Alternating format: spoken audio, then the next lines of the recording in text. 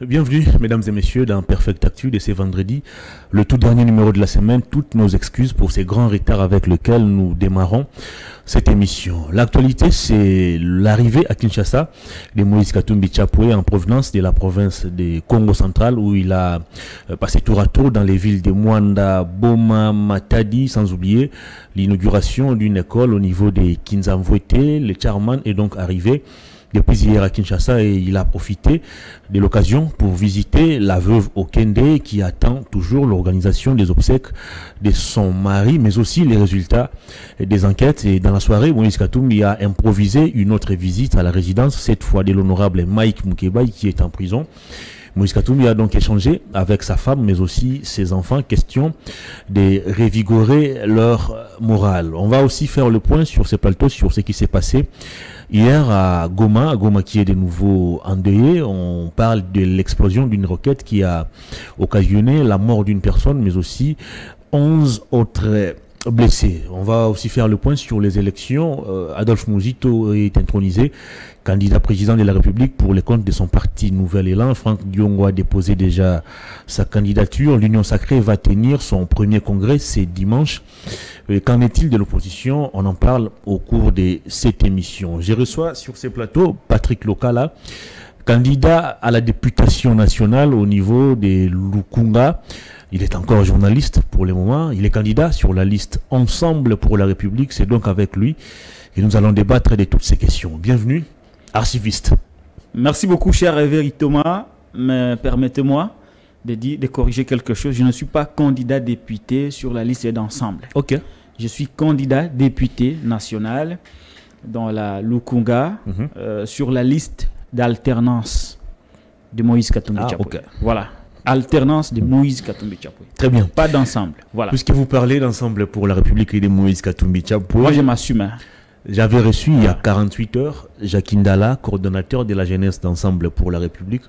Il était sur cette même chaise devant ces mêmes micros et il a tenu des propos qui ont choqué certaines sensibilités. Selon lui, à ces jours, il règne une sorte de désordre au sein d'Ensemble pour la République. Lui, comme coordonnateur de la jeunesse, il n'est jamais associé à des réunions où l'on prend des décisions pour l'avenir du parti. Il y a des gens autour de Moïse Katumbi qui se comportent en des personnes très influentes et très spéciales qui étouffent d'autres forces, qui ne veulent pas voir certaines ou qui ne veulent pas voir l'émergence des autres jeunes. Il a cité nommément le secrétaire général Bolengue Tengue qui ne répond même pas à ses appels. Il a cité également Christian Mwando Simba qui convoite à ces jours le poste de Salomon Escadela. Vous prenez le changement, vous estimez que Félix Tshisekedi a mal géré, mais est-ce que vous serez en mesure de remettre le Congo sur les rails si vous n'êtes déjà pas capable d'organiser votre propre famille politique? Merci beaucoup, cher Réveil Thomas. Je crois qu'il y a des questions qui nécessitent une attention particulière, des questions liées à la gouvernance du pays, des questions liées à la gouvernance électorale. Nous sommes à la croisée des chemins aujourd'hui. Nous attendons le scrutin de 2023 et il y a de préalables pour lesquels tout acteur politique sérieux devrait s'engager. C'est-à-dire que nous ne voulons plus vivre ce que nous avons vécu en 2006, en 2011, en 2018, c'est-à-dire des élections qui sont contestées, des élections qui posent un sérieux problème de légitimité. Ce combat qui voudrait que tous les Congolais s'engagent pour que nous obtenions un changement. Nous avons la situation de l'Est, vous l'avez épinglé, nous avons la misère de la population et nous avons la redynamisation du parti Ensemble. Ce sont des questions principales, à mon humble avis, qui devait préoccuper beaucoup de Congolais, notamment ceux qui partagent la vision de Moïse Katumbi, surtout dans le cadre plus particulièrement de son parti politique Ensemble pour la République. C'est par respect à Hervé Itoma, respect à Perfect Télévision, que je répondrai à cette question. Parce que je considère que cette question n'a pas d'importance. Je considère que cette question n'intéresse pas le Congolais. Comment cette ça? Question n'a... Une question qui a suscité n'a aucun intérêt. Un tollé général. N'a aucun intérêt vis-à-vis du peuple congolais. Okay. C'est comme ça que je dis que c'est pas un respect que je répondrai à cette question. Allez-y. Là où je viens parler des questions d'État, là où je viens parler de la sécurité de l'État, là où je viens déplorer la gouvernance du pays, je crois que cet endroit mérite mieux que de parler de quelques petits soucis qu'un individu a le plaisir de mettre sur la place publique. Je crois que ce plateau mérite mieux. Mais comme vous avez évoqué ces questions sur ce plateau, je vais tâcher d'y répondre, bien que n'ayant pas reçu mandat ni de Moïse Katumbi Chapwe, ni de Boulenge Tengue, le secrétaire général, ni de qui que ce soit. Mais j'interviendrai comme analyste politique et je tenterai de comprendre la vérité dans cette affaire et les mensonges aussi dans cette affaire. Mais j'ai trouvé que il y a beaucoup de choses qui ressemblent à une certaine manipulation politique. Comment ça? Je vous ai dit tout à l'heure, cher Hervé Itoma, que le président Moïse Katumbi, le président d'Ensemble pour la République, c'est lui qui est le responsable politique d'alternance, un regroupement politique auquel j'appartiens. Il est également responsable politique d'Avançon, et un autre regroupement politique. Moïse Katumbi vient de faire ce qu'on appelle une tournée de redynamisation du parti. Moïse Katumbi a été au Katanga, vous m'avez reçu, je vous avais expliqué à l'époque les bien fondés de la tournée de Moïse Katumbi dans le cadre de la redynamisation de son parti. Il ne s'est pas arrêté au Grand Katanga chez lui, parce que je vous avais dit à l'époque que pour Moïse Katumbi, mobiliser, faire du monde au Grand Katanga me paraît naturel. Ce n'est pas un exploit que de mobiliser au Katanga, parce que c'est chez lui, c'est naturel. Mais je n'avais pas manqué de marquer mon étonnement quand j'ai vu un Katumbi populaire au Grand Équateur, quand j'ai vu un Katumbi très populaire dans une grande partie du Grand Bandundu, et quand je viens de voir un Katumbi extrêmement populaire au Congo central. Ces trois étapes, pour moi, sont un exploit qui devrait en principe être mis en exergue par le membre du parti de Moïse Katumbi, Ensemble pour la République principalement, et d'autres regroupements qui accompagnent Katumbi dans cette conquête électorale. Et je vois très mal qu'un cadre d'Ensemble pour la République, au lieu de venir parler de la redynamisation de son parti, lancé par son président, il préfère mettre sur la table des questions d'ordre mineur. Mais comment ça? Comment peut-il parler de la redynamisation du parti alors qu'il y a dysfonctionnement au sein de ce même parti? Un acteur politique responsable, un militant responsable, un cadre de parti responsable ne vient pas parler de ce problème particulier au parti. Ce n'est pas un problème particulier. Au moment où... Attendez, laissez-moi parler. Laissez-moi parler. Au moment où le grand leader du parti vient de faire des exploits. Il y a ici une question d'intérêt du groupe. Entre parler de moi, Patrick Lokala, certes, je peux avoir des problèmes, et parler de Katumbi, qui est l'aspiration de plusieurs Congolais, plus particulièrement de militants d'Ensemble, des cas d'Ensemble, le choix est clair. Un acteur politique responsable, je laisserai de côté ce que je peux avoir comme problème particulier, au cas où ce problème existait. Et je mettrai d'abord en valeur les exploits du président du parti. C'est à ce niveau que je parle de la responsabilité. C'est à ce niveau que je parle de la logique. On ne peut pas sacrifier l'intérêt du groupe au nom d'un intérêt partisan, qui en réalité, si on vérifie dans les fonds, n'existerait même pas. Et donc, en politique avérée, Jacques Ndala a tordu le cou aux efforts du président Moïse Katumbi de redynamiser le parti. Il a éveillé la conscience des Katoum. Il a fait ce qu'on appelle, il a nagé à contre-courant des exploits de Moïse Katumbi Tchako. Il a nagé, je dis bien, Jacques Ndala, coordonnateur de la jeunesse d'ensemble, a nagé à contre-courant des exploits de son leader. Il a créé une autre actualité qui en réalité est venue à tenter d'étouffer, pas même venue, à tenter d'étouffer les exploits de Katumbi au Congo central, les exploits de Katumbi au Grand Bandundu, les exploits de Katumbi au niveau du Grand Équateur. C'est un raté de communication de la part du compatriote Jackie Ndala. Il devrait s'amender. Ça, c'est au niveau de la forme. Ça, c'est politique. Si lui ne peut pas comprendre ça, je vais tenter de lui faire comprendre. Au niveau du fond, alors, qu'on n'agit pas comme ça lorsqu'on est en politique. Il a, en quelque sorte, prêté le flanc à l'ennemi. Alors que, avec responsabilité, il pouvait bien se taire et parler de son leader. Tenez, Hervé Itoma. Allez-y. Jacques Ndala parle quand? Vous vous rappelez, il y a eu une agression au sein du parti. Ensemble pour la République. Les militants d'Ensemble ont été cueillis injustement, tabassés par la police. Quelle était la déclaration de Jacques Ndala? Non, il n'y a rien eu, on nous a escortés, tout va bien. Alors que juste à côté de lui, il y avait des militants qui avaient des t-shirts déchiquetés. Des militants agressés par la police. Mais lui, les responsables de la jeunesse, avaient préféré laver l'image d'une police répressive. Depuis lors, Jacques Ndala ne s'est jamais exprimé. Ni pour défendre son leader, ni pour vendre les partis, ni être dynamique dans le cadre des activités de son parti. Oh oui, pourtant, il revient plutôt d'une grande tournée au niveau du Katanga. Attendez. Parce qu'il y a été invité. C'est différent de quelqu'un qui montre son engagement. C'est différent de quelqu'un qui vient à la télé parler au nom de son parti. C'est différent de quelqu'un qui agit au quotidien pour rendre dynamique le parti. Ce n'est pas le Jacques Ndala d'avant.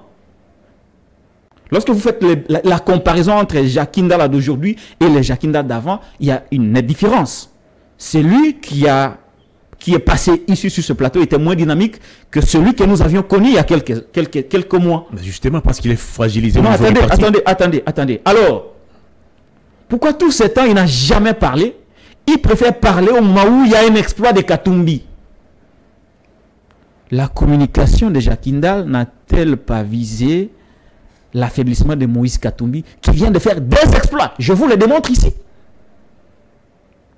N'y a-t-il pas une manipulation politique derrière cette communication qui tombe juste au moment où Katumbi vient de faire un grand exploit au Congo central? Katumbi a été empêché de se rendre au Congo central. Il s'y est rendu. Quelques heures après, c'est son communicateur, c'est le coordonnateur de son parti qui vient, non pas pour parler au nom de Katumbi qui a fait un exploit, mais parler contre Katumbi. Cette communication, elle a été faite contre Katumbi. Non, parler du dysfonctionnement du parti. Je vous donne la forme d'abord. En politique, la forme compte. Je vous donne la forme d'abord. Je démontre ici la manipulation politique. Je ne sais pas si c'est fait à dessein. Je ne sais pas si c'est fait à dessein. Je ne sais pas si c'est fait de manière délibérée. Mais au moins, ce que nous avons, l'agir de Jacques Ndala comporte une dose de manipulation politique tendant à jeter de l'opprobre sur les exploits de Moïse Katumbi. Je sais que ce que j'ai dit est fondé. Au niveau du fond,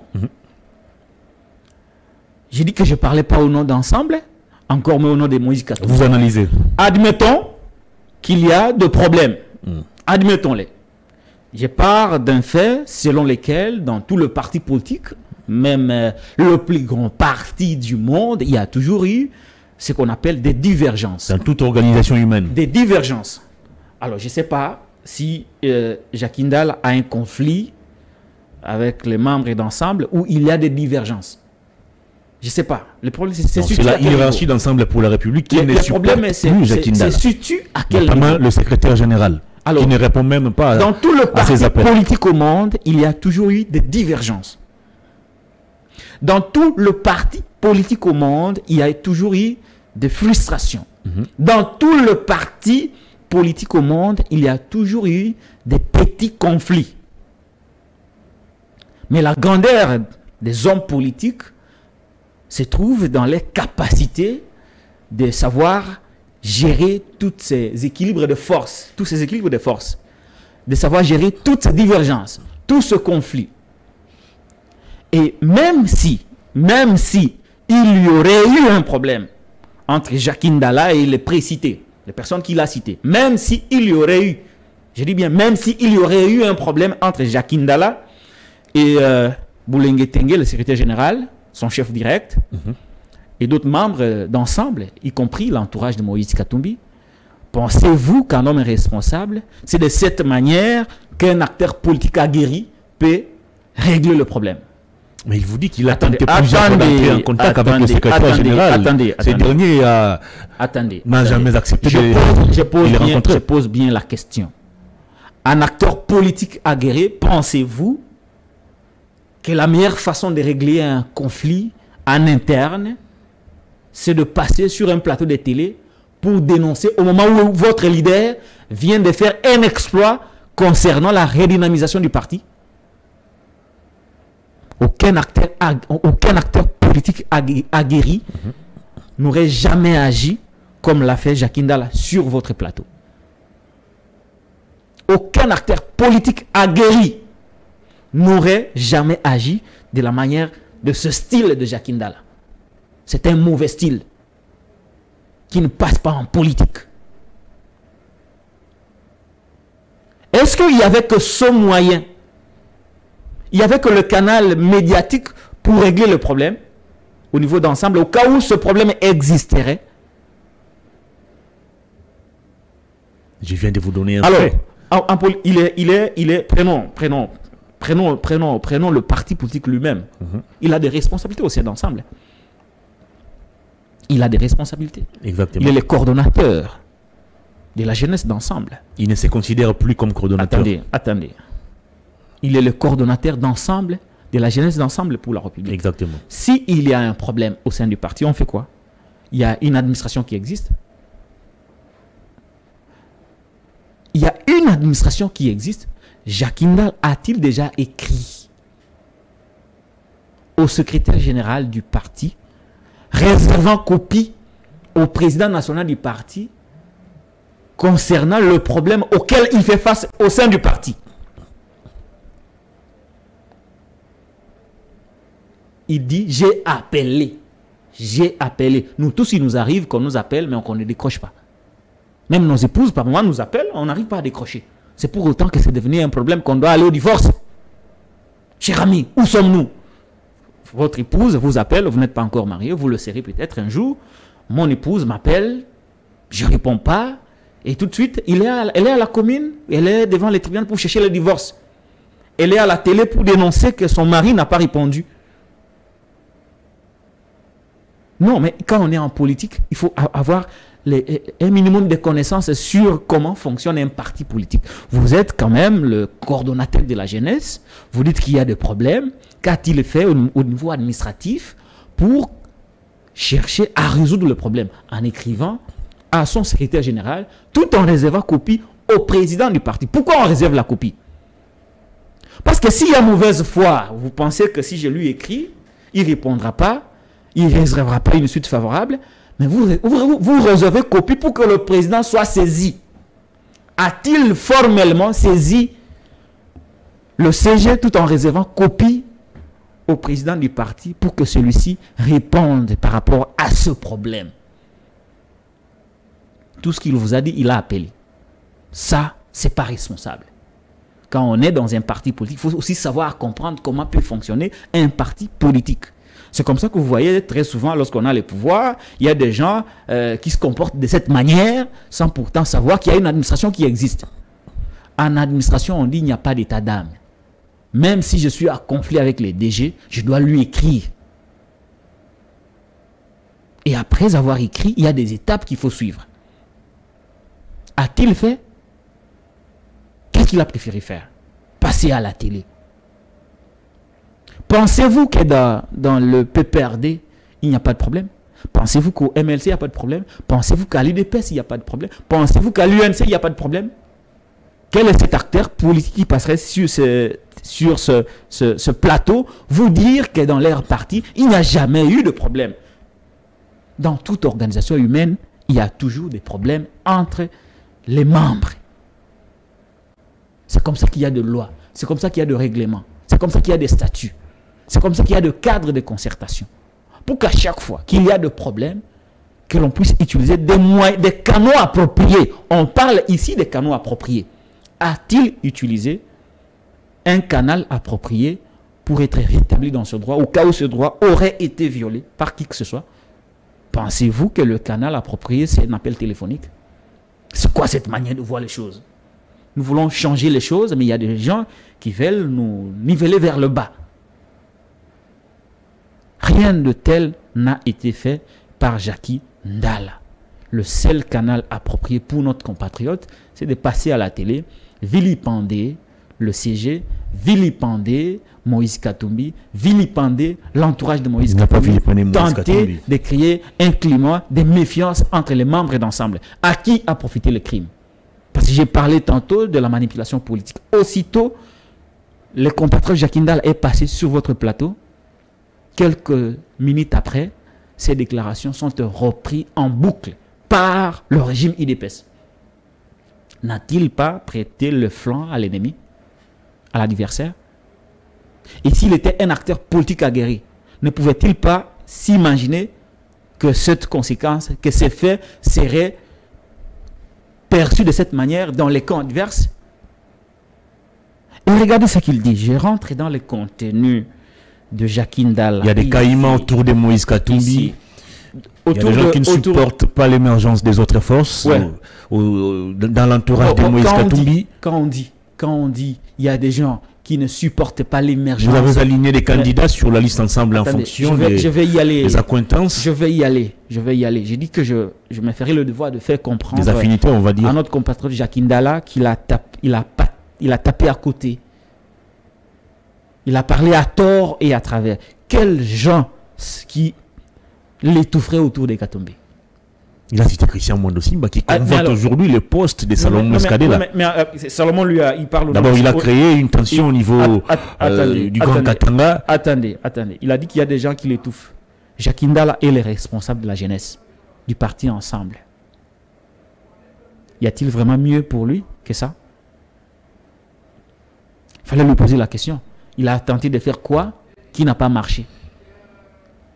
Il a tenté de faire quoi, mais qui a été bloqué par qui? Il ne suffit pas d'avancer de choses à la télé. Mais il faut aussi les démontrer. A-t-il été dému de ses fonctions de coordonnateur d'ensemble, de l'agence d'ensemble pour la République? Il n'est pas dému de ses fonctions, mais il est de manière informelle écarté. Je voudrais comprendre. À quel niveau l'étouffement dont notre compatriote Jacky Ndala est victime au sein d'ensemble? Du moment où il n'est jamais associé dans toutes les réunions convoquées par les bureaux politiques, alors qu'il a le droit d'y participer. Depuis quand il n'a jamais été associé? Il a dit ceci, depuis sa nomination comme coordonnateur national en charge de la jeunesse d'ensemble pour la République, il n'est jamais associé à toutes les réunions convoquées par les bureaux politiques pour lever des options sur l'avenir du parti. Mais il fallait qu'il vous dise. Il fallait qu'il vous dise que telle réunion s'est tenue tel jour, il n'a pas été invité. Il y a le fait de convoquer la réunion, d'être invité et de se présenter. Vous voulez vraiment que les partis ensemble viennent avec des listes de présence pour commencer à vous dire non mais tel jour Jacky Ndala a été à la réunion. Mais le statut du parti reconnaît à Jacky Ndala le droit de participer à toutes les réunions. Jacky Ndala n'a pas été exclu des réunions du parti. Mais seulement qu'ensemble ne viendra pas à la télé avec des listes de présence pour prouver que Jacky Ndala était présent. Jacky Ndala a toujours été associé aux réunions. Il a toujours été associé aux réunions. Le jour où on l'agresse, c'est par la police, il n'était pas dans sa maison. Il était au siège du parti Ensemble. Il a été invité par qui? Il il n'était jamais associé, il était invité par qui? Le jour où on l'agresse, où il dit que lui n'a pas été agressé, il était au siège d'ensemble. Il faisait quoi là-bas? S'il ne représente rien. Il y avait manifestation contre la mort de Chérubin Okende. Et alors, avant qu'il y ait manifestation, il doit y avoir des réunions préparatives. N'a-t-il pas été associé à ces réunions? C'est un absentéiste. C'est un absentéiste. Vous n'allez pas blâmer les autres pour votre absentéisme aux réunions du parti. Le parti ne viendra pas à la télé commencer à se justifier sur l'absentéisme de Jacques Ndala aux réunions. Non, vous voyez, là, en politique, on va pas se comporter comme dans un groupe musical ou comme dans une chronique musicale. En politique, on fait avec ceux qui sont présents. Si vous avez choisi la voie de l'absentéisme, tant mieux. Mais il ne faudrait pas venir blâmer les autres au nom de votre absentéisme. Mais est-ce que c'est le moment d'en parler? Pourquoi il vient parler au moment où Katumbi vient de faire un exploit? C'est à ce moment que je vous parle de la manipulation. C'est un coup fait à dessein pour nuire aux exploits de Katumbi, pour que les gens ne parlent pas de ce que Katumbi a fait. L'objectif ici, c'est d'étouffer l'exploit de Moïse Katumbi au Congo central, pour qu'on n'en parle pas, pour qu'on présente Katumbi comme un homme qui ne sait pas entretenir ses collaborateurs. Jusqu'à la preuve du contraire, Jacques Ndala a la confiance absolue de Moïse Katumbi. Jacques Ndala a été reçu tête à tête. Par qui? Par Katumbi. Quand? À Lubumbashi. C'était quand? Jacques Ndala a été reçu en tête à tête lors du passage de Moïse Katumbi au mois de mai ici à Kinshasa. Jacques Ndala a toujours été consulté par Moïse Katumbi à chaque fois que Moïse Katumbi met des stratégies de redynamisation du parti. Dis-moi, la dernière fois que le président de la Ligue des jeunes du PPRD a été reçu par Kabila date de quand? Vous avez même une image? Dis-moi, la dernière fois que le président de la Ligue des jeunes de l'UDPS a été reçu par Kabouya date de quand? La dernière fois que le président de la Ligue des jeunes de l'UNC a été reçu par Kameri date de quand? Il a le privilège, les avantages qu'aucun le président de la Ligue des jeunes n'a dans ce pays. C'est le protégé de Katumbi. Cher Réveil Thomas, Jacques Ndala n'est pas à son premier forfait. Il a déjà quitté Moïse Katumbi. Il est passé comme il en a l'habitude. Comme si c'était dans un show musical. Non, je quitte Katumbi, je quitte Katumbi. Pour des raisons purement idéologiques. Un jour plus tard, il est revenu sur le même plateau pour démentir ses propres propos. Justement parce que Katumbi s'était retiré de l'Union sacrée. Non, non, pas du tout. À l'époque, Katumbi était toujours à l'Union sacrée. Quand il a fait ce jeu d'aller-retour, Katumbi était toujours dans l'Union sacrée. Nous connaissons ces jeux-là. Ces jeux-là, ils révoluent. La politique du chantage n'a plus son sens. Regardez ce qu'il dit sur votre plateau. S'il s'agit de nous battre, on va en venir aux mains. On va faire même des combats spirituels. On va en venir aux mains. Je voudrais dire à notre compatriote Jacques Ndala qu'il n'y a pas de place pour l'incivisme dans un parti politique des hommes réfléchis. Le parti des Katumbi, Ensemble pour la République, est un parti des hommes réfléchis, où l'incivisme n'a pas sa place. On ne vient pas dans un parti politique non violent avec les biceps. L'incivisme n'a pas sa place. Sinon, nous serons confondus à l'UDPS, nous serons confondus à tous ces partis mallettes qui ont pour idéologie la violence. Ici, on réfléchit.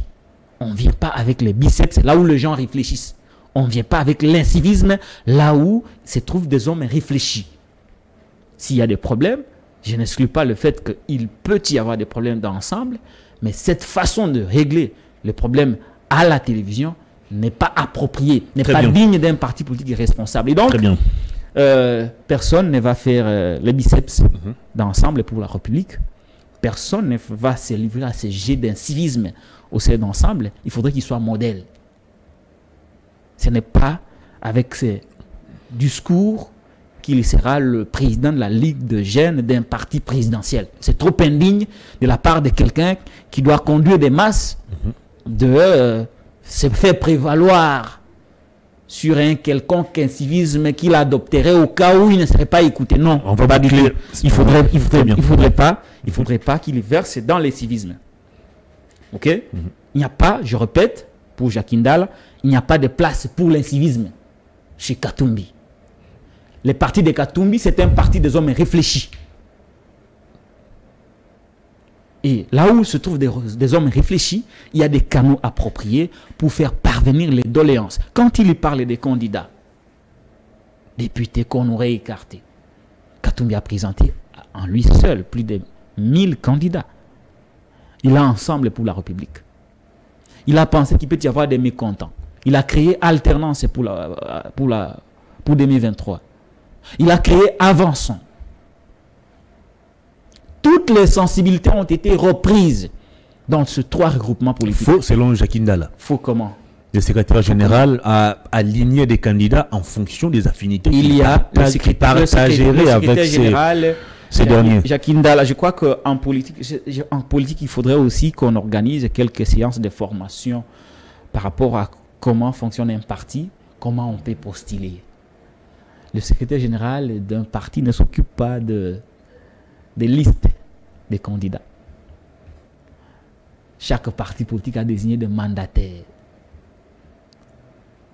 Chez moi, chez Alternance, dans le regroupement Alternance de Moïse Katumbi, notre mandataire, c'est M. Sister.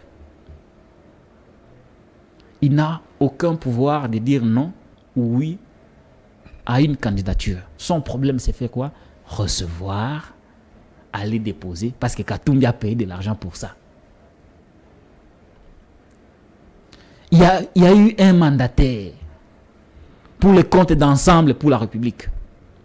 Ce mandataire-là, son rôle, payer l'argent pour la caution, récolter les candidatures. Il n'a pas le pouvoir de dire non ou de dire oui. Son problème, recevoir les candidatures. Même chose pour Avançons. À quel niveau est intervenu le secrétaire général du parti Ensemble? À quel niveau? Ce que j'ai dit ici est valable pour tous les partis. Très bien, on va évoluer. Alors, s'il y a des gens, par exemple, qui ont connu des problèmes de dossiers, des dossiers incomplets, qu'on aurait écartés par la CENI, vous voulez que le CG d'un parti en paye le pont alors qu'il n'était pas impliqué dans les dépôts de candidatures? À quel niveau le CG intervient pour interdire à qui que ce soit de ne pas être candidat? C'est comme ça que je dis, il y a des gens qui sont en politique, mais qui ne connaissent rien de la politique. À son niveau, je pense qu'il devait comprendre, il devait savoir que le CG d'un parti politique n'a rien à voir avec les candidatures des gens, surtout pour le compte d'Ensemble. Bolenge Tenge n'était même pas impliqué. Et donc, je sais que même chez Alternance ou comme Avançons, tout comme chez Ensemble, il y a des gens qui ont connu des problèmes de dossiers, des dossiers incomplets, une pièce du dossier manquait, un autre élément manquait, et la CENI, pour des raisons qui étaient valables, avait écarté certaines candidatures. Donc il n'y a pas de débat, il n'y a pas matière à débat autour de on a écarté tel, on n'a pas voulu de tel. Mais tout le monde est là. Plus de 1000. Comment est-ce qu'on choisirait seulement quelques têtes qu'on écarterait pour gagner quoi? Katumbi d'ailleurs a besoin de tout le monde. C'est comme ça qu'il a dépensé de son argent. 3 regroupements pour satisfaire tout le monde. Katumbi a besoin de tout le monde, mais c'est son entourage qui ne supporte pas. Les personnes écartées par Bolenge Tenge. Attendez, les personnes écartées par Bolenge Tenge, selon Jacques Ndala, ne se plaignent pas. Mais c'est Jacques Ndala qui aurait appris la nouvelle, qui vient se plaindre à la télé. Est-ce que c'est logique? Ça sent la manipulation. On va évoluer. La manipulation parce que sa communication a bénéficié à coup sûr à l'adversaire de Moïse Katumbi Tchapé. Mais tant mieux, parce que pour nous, Katumbi aujourd'hui est incontestable. Quelques pétards mouillés ici et là ne vont rien changer sur la dynamique Katumbi qui s'est dégagée par rapport à la mobilisation dont il a fait preuve. Il a été au Katanga, il a été à l'Équateur, il a été au Congo central, il a été au Grand Bandundu. Aujourd'hui, Katumbi est sûr et certain qu'il y a une grande partie des Congolais qui pensent que s'il est président de la République, il peut changer quelque chose. Qu'il y ait Jacques Ndala, président de la Ligue de jeunes du parti Ensemble, qui soit opposé à cette vision de Katumbi parce qu'il développe d'autres thèses qui vont à la contre de ce que Katumbi fait, tant mieux. Mais il y a beaucoup d'autres Congolais qui croient encore mieux à Moïse Katumbi que Jacques Ndala. Vous avez vu des Congolais au Congo central, vous avez vu des Congolais au Grand Bandundu, vous avez vu des Congolais à l'Équateur, vous avez vu des Congolais... C'est les mêmes Congolais qui iront accueillir demain Félix Tshisekedi, Fayulu Matata ou un autre candidat. Mais c'est les mêmes Congolais Ce n'est pas de la qui magie, sont donc. victimes du RAM. Ce sont les mêmes Congolais qui sont victimes de la dépréciation de la monnaie, l'inflation, augmentation généralisée de prix. Ce sont les mêmes Congolais qui sont victimes de manque d'avions. Ces Congolais-là, au jour du vote, ils passeront au RAM, ils passeront à la dépréciation de la monnaie, ils passeront à tous ces détournements. Attention à la campagne précoce. Non, mais nous interdit. Je ne dis pas voter pour ou voter contre. Je réponds à une question d'un journaliste. Je n'ai pas dit voter pour ou voter contre. Mais j'ai dit que les Congolais penseront à ça. Très bien. Le jour du vote, ils passeront au RAM, au détournement, aux avions, au pied du promis, à toutes ces promesses fallacieuses auxquelles on a habitué les Congolais. Vous avez vu au Congo central, les Congolais du Congo central ont dit à Moïse Katumbi que nous avons le barrage d'Inga, l'un des meilleurs au monde, mais que le Congo central souffre d'énergie électrique. Ces Congolais-là penseront à ça au jour du vote. Alors ces Congolais sont plus souciés parce qu'ils retrouvent à Katumbi un homme qui changerait quelque chose. Qu'il y ait Jacques Ndala, qui est peut-être mécontent parce que Katumbi ne l'a pas amené dans son jet privé au Congo central et à l'Équateur. C'est normal, c'est un enfant qui est mécontent parce que son papa ne l'a pas amené dans un jet. Mais la politique ne doit pas être conçue. Il revient lui-même d'une très longue tournée. Il n'a pas à se soucier parce que Katumbi l'a laissé à Kinshasa. La politique ne doit pas être conçue au nom du jet. Hein? On ne doit pas toujours t'amener dans un jet à tout moment. Il y avait du boulot à faire à Kinshasa, mobilisé, même pour sa propre élection. Il a besoin d'être élu. Au lieu d'être concentré sur sa propre candidature, lui, il passe le dimanche dernier, il avait mobilisé un scellé. C'est une bonne chose. Très bien. C'est une bonne chose. Voilà là où nous voulons, là où nous aimons voir Jacques Ndala. On va évoluer. Et que le voir dans une guerre de positionnement autour de Katumbi, ça n'a pas de sens. Il n'y a personne qui voudrait prendre la place du spécial. Est-ce que Salomon Eskadela s'est plaint qu'il y aurait quelqu'un qui prendrait sa place en son absence? Salomon est à prison. Alors, comment va-t-il? Mais comment lui dit qu'il y a des gens qui veulent prendre? Il prête à Christian Mwando les intentions de Christian Mwando a sa place. Il est le coordonnateur. Il est le coordonnateur. Il a créé d'ailleurs une pension au niveau Il est le coordonnateur d'ensemble au niveau du Grand Katanga. Il a créé plusieurs zones de tension. Il a de responsabilités au même titre que Salomon Eskadela au niveau du Grand Nord, au niveau du Grand Kivu. Il a les mêmes responsabilités que Olivier Kamitatu au niveau du Grand Bandundu. Très bien. Il n'y a personne qui envie la place de l'autre parce que chacun joue son rôle. Chercher. C'est là où je trouve la manipulation. Non seulement qu'il est mécontent, il peut avoir ses propres problèmes, mais il vient parler au nom des autres, des candidats qui auraient été écartés, alors que les mêmes candidats ne se sont même pas plaints, on ne les connaît même pas. Ils sont connus des personnes. Il vient parler au nom de Salomon Eskadela, qui aurait quelqu'un qui compte prendre sa place. Tous ces problèmes viennent faire quoi? Moïse Katumbi va organiser un cadre de concertation afin que chaque membre du parti puisse exprimer clairement. Il n'y aura pas de cadre de concertation dans l'ensemble parce que Jacques Ndala l'a demandé. Il y a des canaux de dialogue au sein d'ensemble, des canaux statutaires. On ne va pas créer un cadre particulier pour satisfaire à quelqu'un qui se met dans la peau. C'est Katumbi qui voulait. Mécontent. Non, je connais les statuts pour les avoir lus. Très bien. Et dans ces statuts, il n'y a pas de traitement particulier qu'on a réservé à quelqu'un qui se met dans la peau d'un mécontent parce qu'il y a des choses qu'il veut avoir qu'il n'a pas eu. Non. Il doit se conformer par rapport au statut du parti. S'il y a un problème, comme il peut y en avoir partout, écrire au CG d'ensemble en réservant copie à Moïse Katumbi Tchapoué.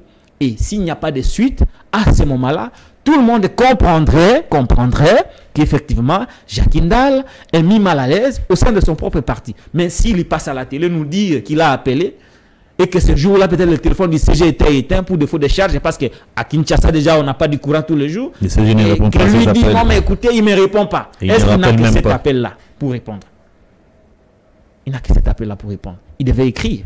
S'il y a des choses sérieuses à traiter, on ne passe pas par des voies téléphoniques. Les téléphones sont sous écoute. Vous voulez qu'on enregistre des conversations aussi conflictuelles comme celle-là entre un CG d'un parti et un président de la Ligue des jeunes du parti? Il a le droit de se plaindre, mais s'il faut se plaindre, il faut passer par des canaux appropriés. Très bien. Nous ne voulons pas ce comportement qui sort des statuts. On tend déjà vers la fin de l'émission. On doit aborder rapidement les élections. Moïse Katumbi est arrivé à Kinshasa depuis hier. Il doit peut-être déposer sa candidature selon certaines indiscrétions ce week-end. Adolphe Mouzito est intronisé candidat pour Nouvel Élan. Franck Diongo a déposé déjà sa candidature. Est-ce que vous croyez encore à la tenue des élections dans le délai? Bon, je crois que moi je me remets sur les options levées par Moïse Katumbi. Je m'aligne derrière ces options. Katumbi veut des élections à tout prix. Je dis bien des élections à tout prix.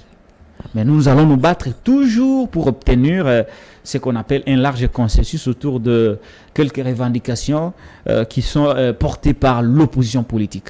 Mais pour ce qui concerne Moïse Katumbi Tchapoué, il y sera candidat. Je vous l'ai même dit, je ne cesserai de le répéter. Katumbi sera candidat même si c'est Kabouya qui est à la CENI, même si c'est Christian Tshisekedi qui est à la cour. Il va aller aux élections. Il y battra Félix Tshisekedi, même avec Kabouya à la CENI, même avec Christian Tshisekedi à la CENI. Nous, notre problème, c'est la tenue. Nous voulons que les élections se tiennent à la date prévue. Parce que nous savons que Katumbi est candidat. Pour le reste, nous allons nous battre comme les autres. Obtenir quelques revendications portées par l'opposition, c'est un combat noble que nous partageons.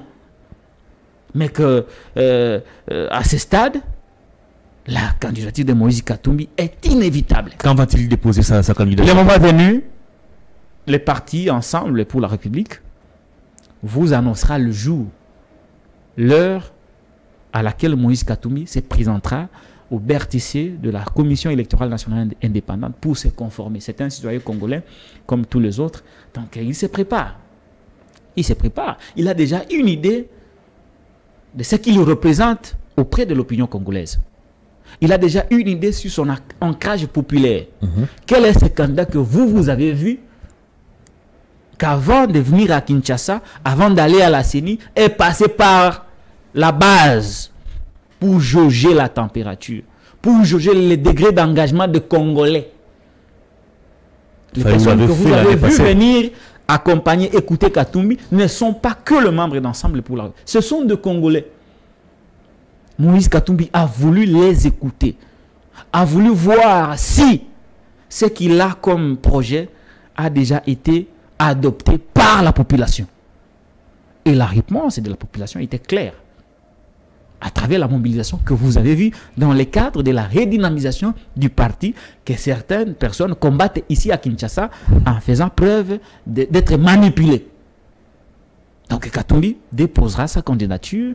Le moment venu, il vous sera annoncé une date, un jour, une heure pour que vous veniez couvrir le dépôt de candidature de Moïse Katumbi qui en réalité sera un fait historique parce que ça sera le début, en réalité le début d'une nouvelle alternance en 2024. Les revendications de l'opposition d'une manière générale n'ont pas été prises en compte, ni par le pouvoir en place, moins encore par la CENI, notamment l'audit du fichier électoral, la recomposition du bureau de la CENI, la restructuration du bureau de la Cour constitutionnelle. Croyez-vous ou vous pensez que vous serez en mesure d'accepter facilement les résultats qui seront proclamés par la CENI, alors que dès le départ, vous avez toujours contesté les différentes opérations menées par cette même CENI? Nous allons accepter les résultats, d'autant plus que ces résultats seront en faveur de l'opposition. Oh. Mais comment? Pensez-vous que dans ce contexte actuel, le pouvoir en place peut penser être reconduit? Félix Tshisekedi vous dit qu'il a encore suffisamment de l'énergie. Quand Katumbi vous dit qu'il va battre Félix, et même avec Kabouya à la CENI, même avec Christian Tshisekedi à la cour. Ça ne vous dit rien. Voulez-vous que je vous donne encore une autre révélation de Katumbi? Katumbi a dit que dans un combat de boxe où l'arbitre est du côté de l'adversaire, il faut gagner le match par KO. Comme ça, tout le monde aura vu qu'il a gagné par KO. Il n'y aura pas moyen de trafiquer le résultat. Vous savez, les combats qui se gagnent par KO, on ne trafique jamais. Parce que l'adversaire ne se tiendra plus jamais debout.